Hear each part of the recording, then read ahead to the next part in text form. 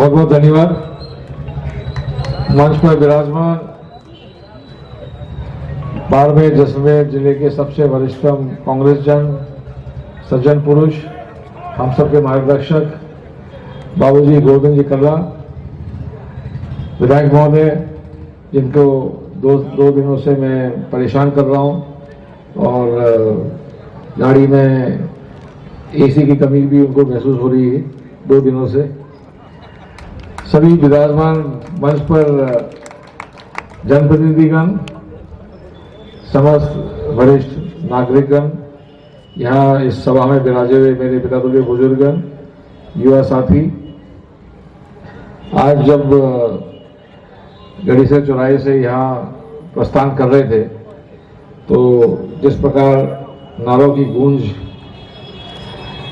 कानों में गूंज रही थी तो मुझे याद आया उस दिन जब मैंने पहली बार ये नारा सुना इन्हीं गलियों में, मोटरसाइकिल पर बैठे हुए मोटरसाइकिल की साइड कार में मुझे बिठाया गया था और वो बुलेट मोटरसाइकिल थी और साइड कार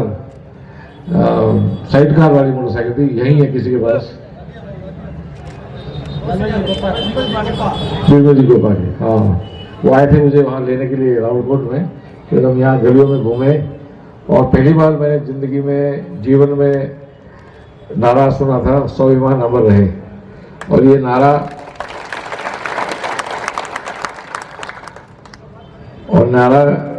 के निर्माता भी जैसलमेर के नागरिक ही हैं। जैसलमेर के युवाओं ने उसका निर्माण करा था। मैं हमेशा याद दिलाता हूँ सबको कि ये नारा झालावाड़ में बहुत घूमा, आपने देखा होगा, और झालावाड़ के कई युवाओं ने उसको अपनाया है और वहाँ भी ये नारे लगते हैं। ये देन सब जैसलमेर की है, क्योंकि आप सबको ध्यान है पिताजी का नाना यही है, उनको ज़्यादा लगाव जैसलमेर से था और उनकी इच्छा थी कि ये आखिरी चुनाव करके फिर यहीं रिटायर हुए। उन्होंने ढाणी के लिए भी एक जगह देखी थी, खूड़ी के आगे उन्होंने देखा था, एक जगह देखी थी जहाँ वो ढाणी पर रहने वाले थे, परंतु घटनाक्रम ऐसे हुए, वो उनका सपना पूरा नहीं हुआ। और स्वाभिमान का नारा क्यों बना, घटनाक्रम कैसे हुए, आप सब परिचित हैं उस घटना, उस समय से, और वो समय, उसके बाद समय कैसा निकला, किस परिस्थितियों में आपने संघर्ष करा, किस परिस्थिति में हमने साथ संघर्ष करा, और संघर्ष किसने कराया हमसे, किस देश भावना से ये सब घटनाक्रम हुआ, दोबारा बताने की आवश्यकता नहीं है। मेरी तो यही कि उस समय इच्छा थी कि जिन्होंने ऐसा करा है उनका आने वाले विधानसभा चुनाव में उनको घर बैठाना। और मैं धन्यवाद देना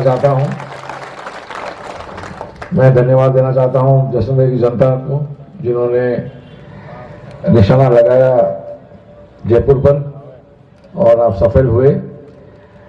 मैं चूक गया निशाने लगाते हुए झालावाड़ में, परंतु आपकी आशीष बहुत साथ रही और आज भी कहीं ना कहीं बाड़मेर जिले में, शायद यहाँ भी आए होंगे, आज भी कहीं ना कहीं बाड़मेर जिले में झालावाड़ के कार्यकर्ता घूम रहे हैं, वहाँ से आए हैं प्रचार करने के लिए।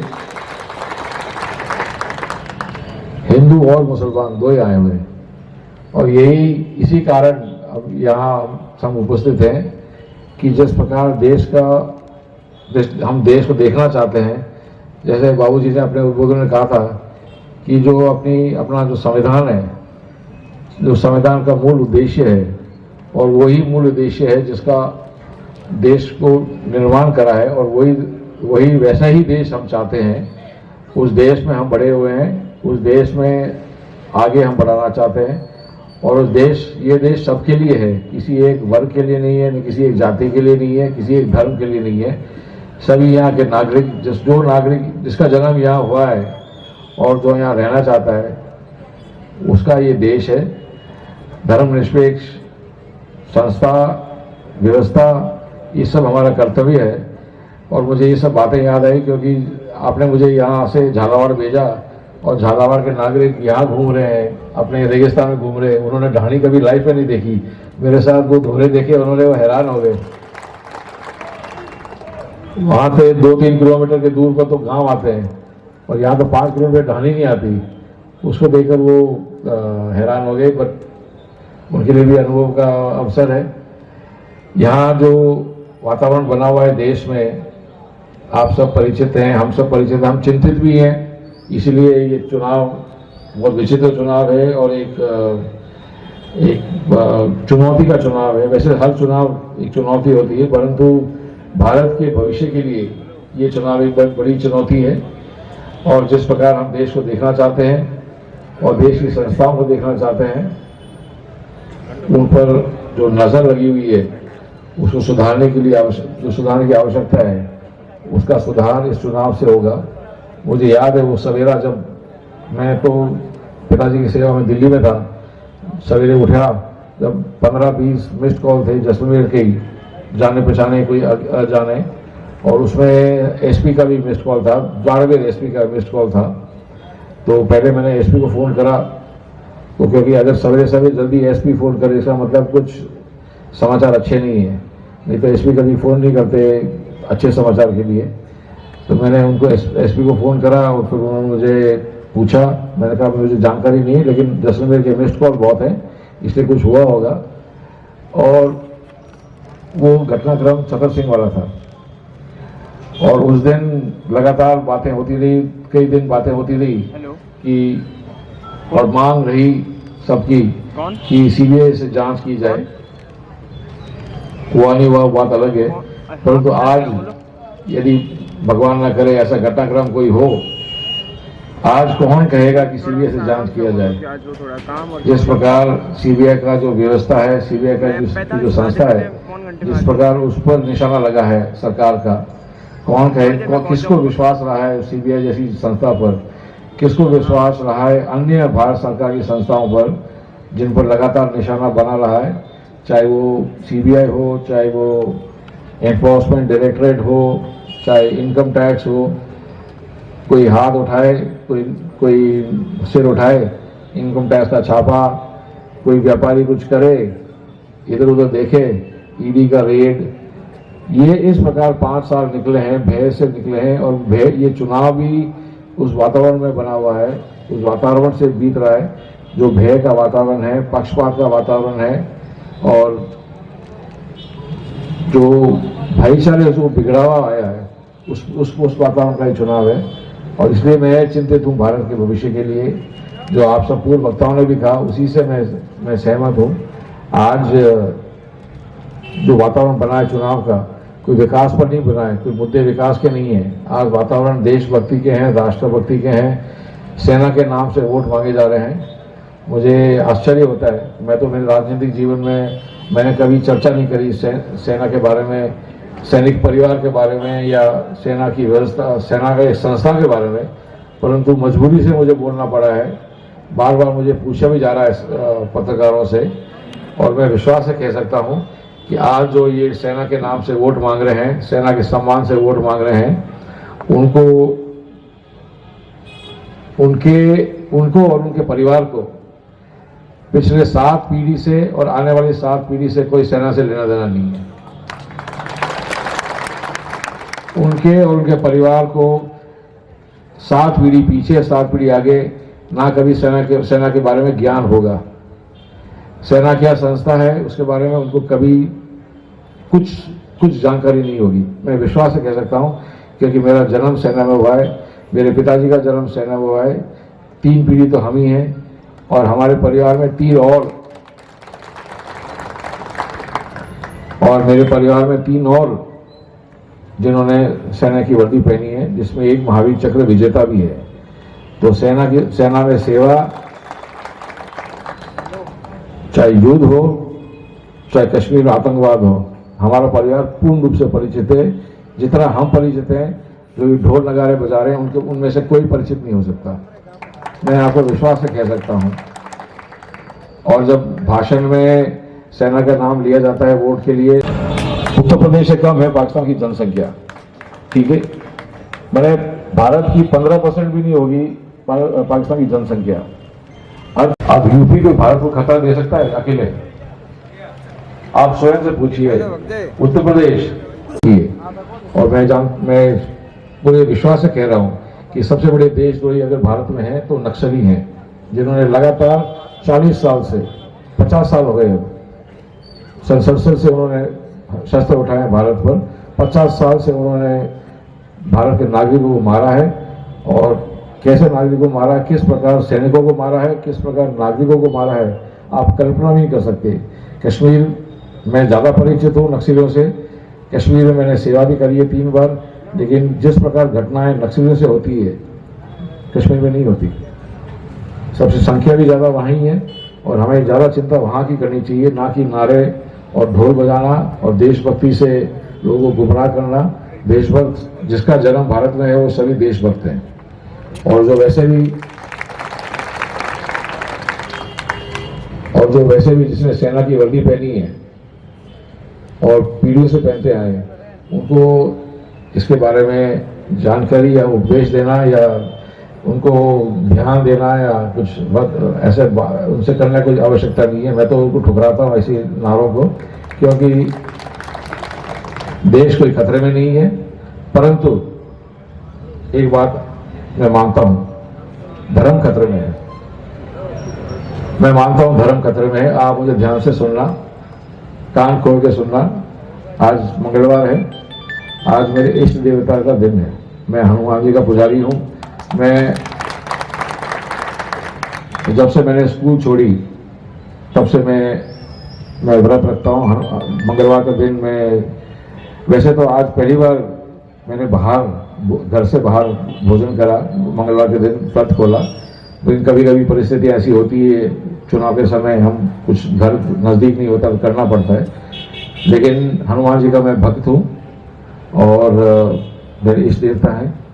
मैं जानता हूँ, मैं कहता हूँ कि धर्म खतरे में है, क्योंकि हाल ही में जब विधानसभा चुनाव हुए थे तो यहीं नज़दीक में पोखरण में किसी धर्म के व्यक्ति ने हनुमान जी की जाति पूछी थी कि पूछी नहीं। जब कोई धर्म का व्यक्ति हनुमान जी की जाति पूछ सकता है तो धर्म खतरे में है या नहीं है? सोचो आप, ऐसी बातें सोचिए, आप विचार करिए कि कोई धर्म का व्यक्ति भगवान की जाति पूछे। भगवान की जाति हो सकती है क्या? किसी देवता की जाति हो सकती है? जाति तो मनुष्य ने बनाई है। बिगड़ी हुई व्यवस्था मनुष्य ने बनाई। भगवान ने किसी ने नहीं कहा कि आप जाति की, भगवान ने किसी कहीं ग्रंथ में नहीं है जाति का कि जाति में धर्म होगा। जाति मनुष्य ने बनाई है। और जब धर्म का व्यक्ति भगवान की जाति पूछे तो मैं वास्तव में समझ सकता हूं कि धर्म खतरे में है। इस पर विचार करिए, क्योंकि ये गंभीर बात है। मैं वैसे पब्लिक में ये बोलता नहीं कम हूँ, लेकिन आज जो वातावरण मैं देख रहा हूँ, और हम यहाँ इस ऐतिहासिक स्थान पर उपस्थित हैं, यहाँ बैठे हैं। गोपाल चौक तो वैसे भी जैसलमेर के इतिहास में बहुत बड़ा स्थान है, तो यहाँ सच्चाई बोलना मुझे लगा जरूरी है। दूसरे कारण है, 2 कारण है जो मैं मानता हूँ कि धर्म खतरे में है। समय ठीक है, 5 मिनट है। दूसरा कारण है कि धर्म खतरे में है। 2019 में पहली बार, मेरे जीवन में पहली बार, रामनवमी और अम्बेडकर जयंती दोनों उसी दिन पड़ी, उसी वार, तारीख सेम और वार भी वही, दोनों शुभ पर्व एक ही दिन। तो कार्यक्रम खूब थे। अम्बेडकर जयंती के कार्यक्रम जगह जगह होते ही हैं, कईयों में मुझे जाने का सौभाग्य मिला। परंतु क्योंकि मैं सिटी से बाहर था तो मैं कहीं रामनवमी के जुलूस में जा नहीं सका।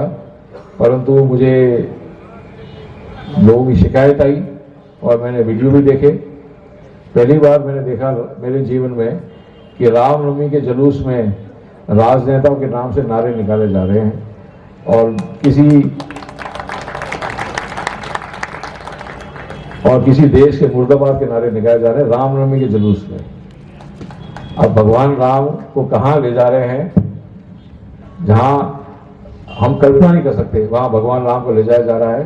तो आप स्वयं पूछिए अपने से, धर्म खतरे में है या नहीं है? अपने संगठन से सभी जातियां, सभी वर्ग, सभी समाज, धर्म एक होकर जिनका सपना है भारत में प्रेम और भाईचारे का, उन सबको एकत्रित होकर मुझे विश्वास है कि संख्या 2014 में भी बहुसंख्या इसी दिशा में थी, तो वो स्वाभाविक है कि 2019 में संख्या और बढ़ेगी।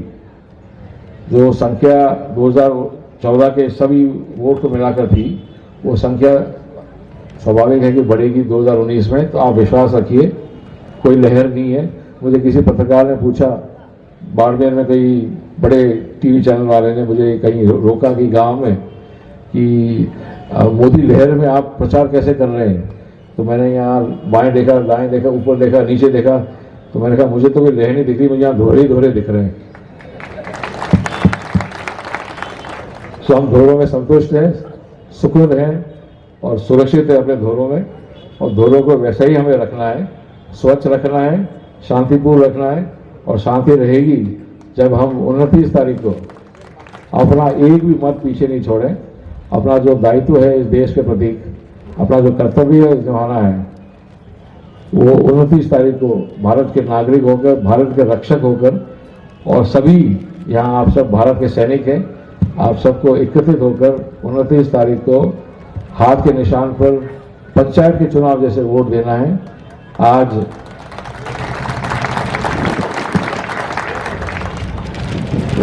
यहाँ किसी पत्रकार ने मुझे पूछा कि आप ये दौरे कैसे चल रहे हैं और क्या अनुभव है, ऐसा कुछ प्रश्न था। सवेरे 6 बजे से उठते हैं, उत्साह देकर सब थकान मिट गई, सब बाकी सब भूल गए, और जो कठिन दिन यहाँ से निकले हैं पिछले 5 वर्षों से, वो कठिन दिन भी भूल गए। आगे दिन सुखद होने। तो दोस्तों, अभी आप देख रहे थे वॉइस ऑफ जैसलमेर। ऐसी और भी वीडियोस देखने के लिए आप सब्सक्राइब कीजिए हमारे चैनल वॉइस ऑफ जैसलमेर।